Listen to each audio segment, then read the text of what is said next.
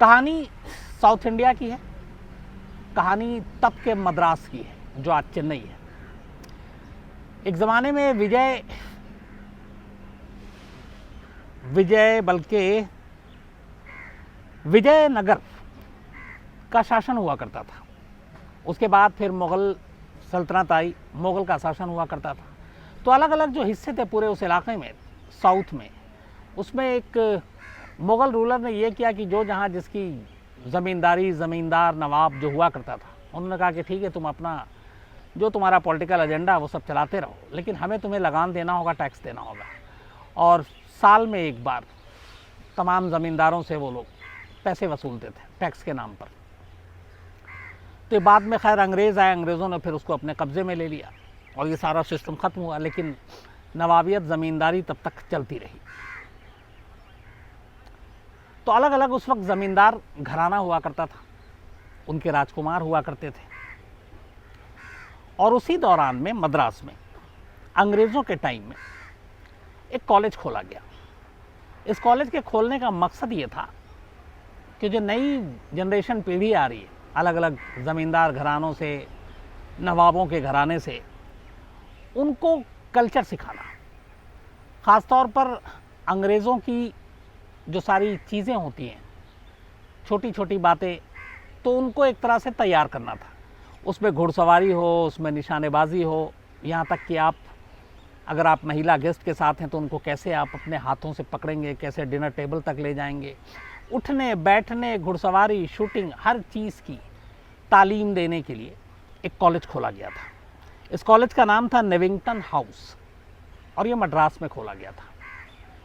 तो इस नेविंगटन house college में सिर्फ़ और सिर्फ जो बड़े बड़े रईसज़ादे थे, उनके बच्चों को पढ़ाई के अलावा ये सारी चीज़ें सिखाई जाती थी कि आप शाही परिवार में कैसे उठेंगे बैठेंगे, कैसे घुड़सवारी करेंगे, कैसे निशानेबाजी करेंगे, कैसे ऊंची ऊंची महफिलों में आपका बर्ताव होगा, बिहेव होगा, आप वहाँ खाना कैसे खाएंगे, लोगों से मिलेंगे कैसे, बात कैसे करेंगे।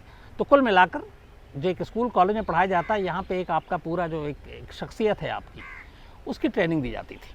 तो नेविंगटन हाउस ये स्कूल बल्कि कॉलेज मद्रास में था और इसी कॉलेज की कहानी है ये। इस कॉलेज के प्रिंसिपल थे उस वक्त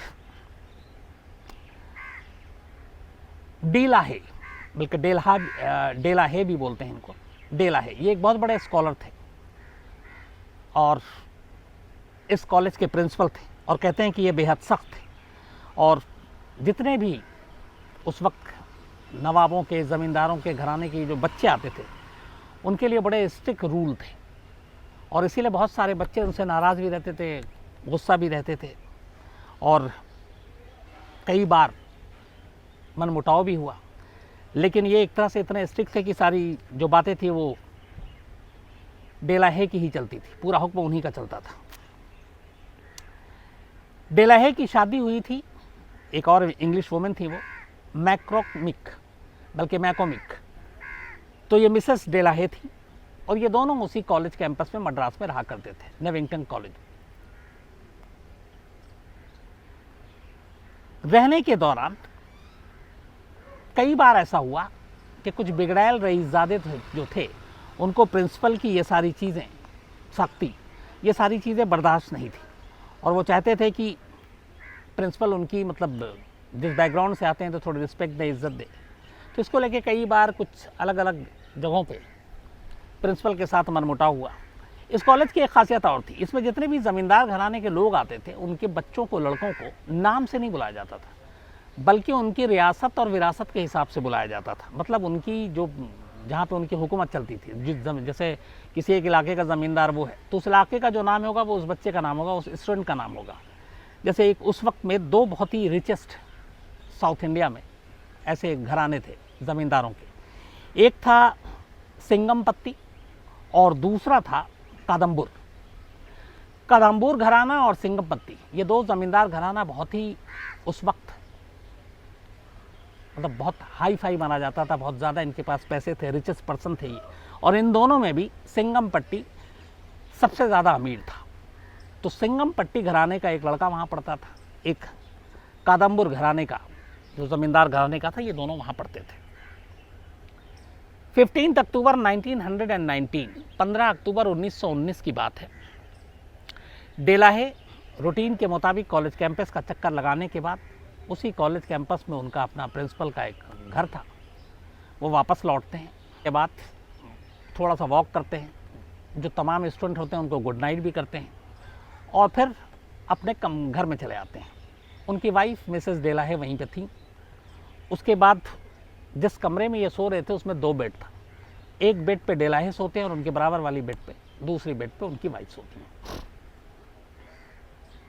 रात करीब 10 से 11 बजे का वक्त हो जाता है।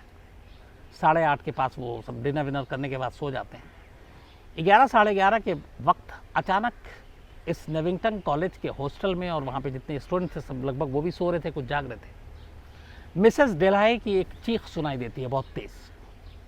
बच्चे घबरा जाते हैं, लड़के जो थे वो सब भाग, और इस चीख के साथ एक फायरिंग की आवाज़ आती है, गोली चलने की। चूँकि चीख प्रिंसिपल के घर से आई थी, मिसेस डेलाहे चीख रही थी, सारे स्टूडेंट वहाँ भागते हैं। दौड़ कर जब वो अंदर दाखिल होते हैं तो देखते हैं कि जिस बेडरूम में प्रिंसिपल डेलाहे सो रहे थे, बिस्तर पर खून से लथपथ उनकी लाश पड़ी है।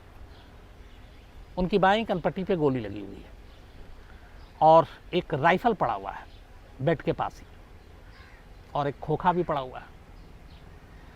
अब ये जब सारी चीज़ें देखी गई तो फ़ौरन एक स्टूडेंट ने उसमें फ़ोन किया लोकल पुलिस को।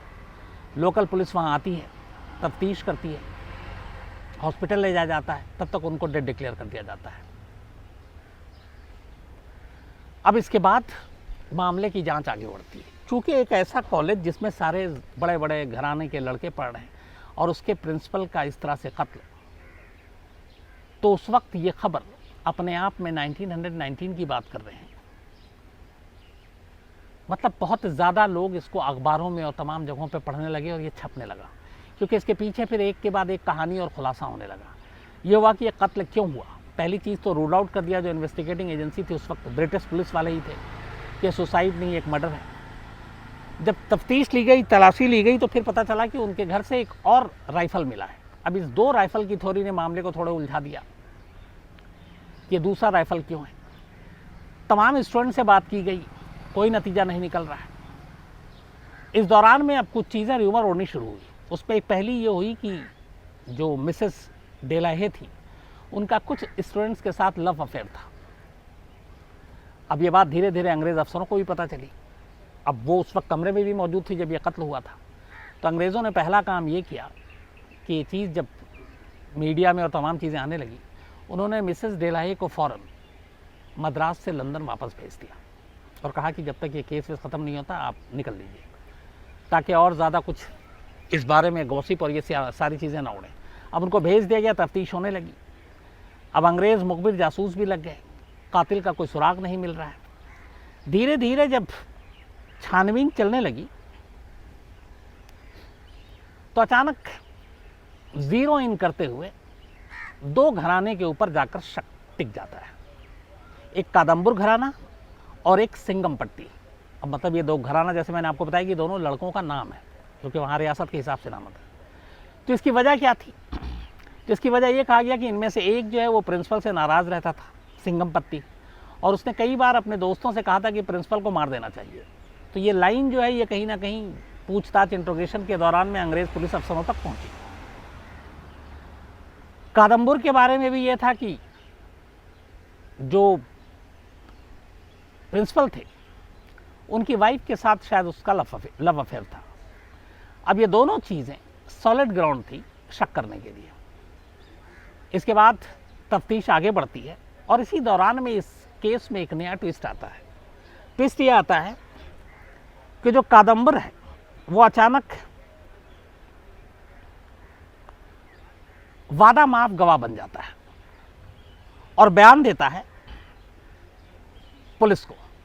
वो कहता है कि असल में सिंगमपट्टी ने ही ये कत्ल किया है और मैं इसका गवाह हूँ, और वो प्रिंसिपल से नाराज़ रहता था क्योंकि एक बार प्रिंसिपल ने उससे कहा था कि तुम साउथ इंडियन बहुत ही मतलब एक तरह से जानवर टाइप के हो, हैवान टाइप के हो। ये बात उसको बुरी लग गई थी और ये बात उसने दिल में रखा हुआ था, और कई बार वो डिसिप्लिन और बाकी चीज़ों के लिए भी उसको डांटते थे। तो कहीं ना कहीं सिंघम पट्टी इसको लेके नाराज़ था और उसी ने कत्ल किया, और उसने मुझे बताया कि मैंने ही मारा है। अब अचानक एक शख्स सामने आता है, गवाही दे रहा है, कहता मैं विटनेस हूँ, इधर कोई और क्लू मिल नहीं रहा। अंग्रेज़ उसको वादा माफ गवाह के तौर पर रख लेते हैं और कहते हैं चलो कि ठीक है अब तुम बयान दो। अब इसके बाद इस दौरान में ये चीज़ें भी लीक हो जाती हैं, लव एंगल, ये इस तरह के कमेंट्स करना। तो और दूसरा ये, चूँकि मद्रास कॉलेज साउथ में उस वक्त ये सारे जो बच्चे थे वो अलग अलग ज़मींदार घराने के पावरफुल लोग थे, तो ये हुआ कि यहाँ पे ये मामला बिगड़ सकता है। तब उस वक्त की सरकार ने एक गुजारिश की, उन्होंने कहा कि इस केस को मद्रास से मुंबई ट्रांसफ़र कर दिया जाए, क्योंकि यहाँ पे इसमें बहुत सारी चीज़ें दिक्कतें पैदा कर सकती हैं पॉलिटिकल और बाकी वजहों से। तो इस अर्ज़ी को मान लिया गया और इस केस को ट्रांसफ़र कर दिया गया मुंबई, जबकि मुंबई से इसका कोई लेना देना नहीं था, लेकिन मुंबई कोर्ट में बल्कि ये मामला भेज दिया गया। अब ये केस इतना बड़ा और इतना चर्चित हो चुका था उस वक्त कि बाकायदा, और कहते हैं कि जब जब पेशी होती थी और वो आते थे तो जो इंग्लैंड के सुप्रीम कोर्ट के, ब्रिटेन के जो जज का पूरा गेटअप होता था, पूरे कपड़े और उस तरीके के, जबकि अपना क्लाइमेट और ये गर्मी बहुत सारी चीज़ें थी उस वक्त, लेकिन वो उसी में आते थे और लोग जज को उस रूप में देखने के लिए भी बहुत सारी भीड़ आ जाती थी, और केस इतना हाई प्रोफाइल था। अब यहाँ पर कार्रवाई शुरू हुई।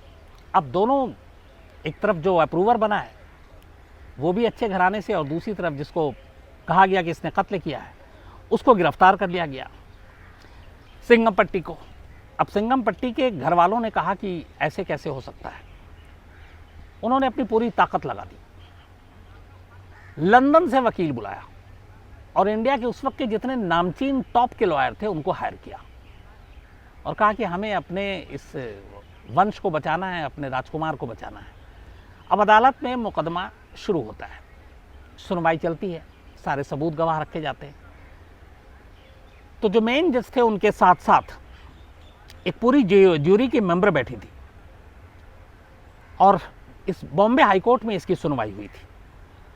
तो ज्यूरी के मेंबर ने जब कादम्बुर के सारे बयान लिए तो बहुत सारे विरोधाभास, बहुत सारी चीज़ें ऐसी मिली कि जो गलत बता रहा। जैसे कि जिस वक्त ये घटना हुई उस वक्त पता चला उसकी मौजूदगी कहीं और थी, तो उसका विटनेस होना वो बात गलत साबित कर रही थी। दूसरा, किसी ने सिंघम पट्टी को प्रिंसिपल के कमरे में जाते नहीं देखा, गोली चलाते नहीं देखा।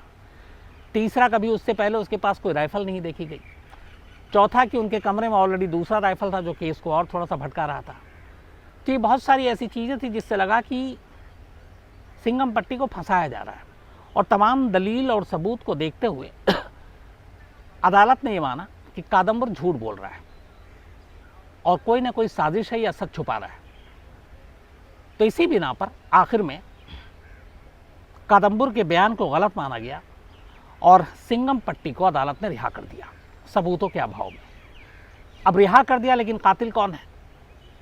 इसके बाद कुछ ऐसी चीज़ें आई जिससे लगा कि कादम्बर ने जानबूझ के सिंघम पट्टी को फंसाया था। असली कहीं ना कहीं साजिश और प्रिंसिपल की मौत से उसका कोई रिश्ता है। अब इसके बाद पूरा शक उसी के ऊपर चला गया जो पहले खुद गवाह बना हुआ था। अब कादम्बर के ऊपर मुकदमा चला। इस मुकदमे को जब यहाँ पे चलाने की कोशिश की गई, अब कादम्बर के खिलाफ जो वादा गवाह बन चुका था, तो उसके घर वालों ने लंदन में कोर्ट में जाकर इसके खिलाफ चैलेंज किया, क्योंकि ऊपरी अदालत सुप्रीम कोर्ट तो वहीं था, और वहाँ के टॉप लॉयर को हायर किया। वहाँ पे भी चूंकि कोई विटनेस नहीं था, कोई सबूत नहीं था, कादम्बर केस जीत गया और अदालत ने सबूतों के अभाव में उसे भी बरी कर दिया। तो कुल मिला के अब ये हुआ कि एक तरफ यहाँ पे सिंघम पट्टी को छोड़ दिया गया, वहाँ पे कादम्बर को छोड़ दिया गया। तो फिर कातिल कौन था प्रिंसिपल डे हेल का? इसका जवाब नहीं मिला।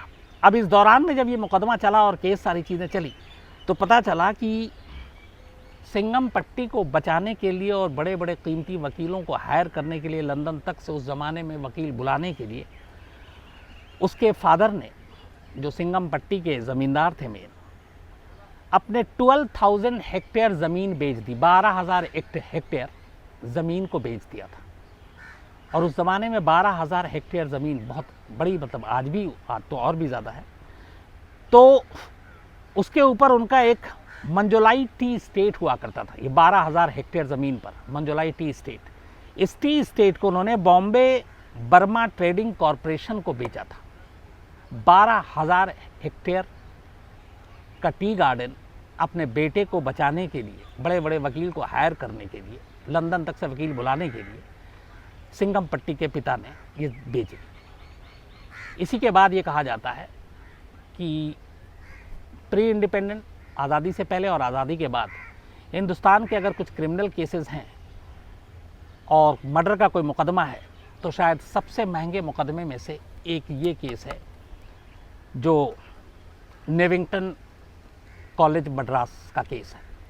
लेकिन इस पूरी कहानी का सबसे अफसोसनाक पहलू है कि उस वक्त अंग्रेज़ तमाम ज़हीन दिमाग अफसर जो माने जाते थे, उनके वकील तेज़ तर्रार, डिफेंस के भी वकील को लंदन से बुलाया गया था ताकि वो इन दोनों के ख़िलाफ़ सही केस बना सकें।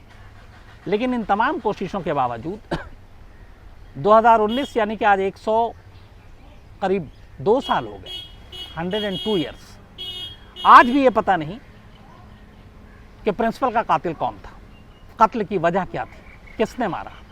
लेकिन कहानियाँ ये थी कि उनकी वाइफ का कुछ लव अफेयर था और इसी वजह से उनकी जान गई, लेकिन इसको इस्टेब्लिश नहीं किया जा सका। तो 102 साल के बाद भी एक ऐसा केस जो हिंदुस्तान की अदालत के इतिहास में, कानून के इतिहास में सबसे महंगे केस के तौर पे जाना जाता है, जिसकी फी मतलब इतना खर्च किया गया, जिसे 12,000 हेक्टेयर तक ज़मीन बेच दी। अंजाम उस केस का यह है कि उस केस का सही अंजाम क्या था, सच्चाई क्या थी, कौन कातिल था, कत्ल का मकसद क्या था, ये किसी को नहीं मालूम।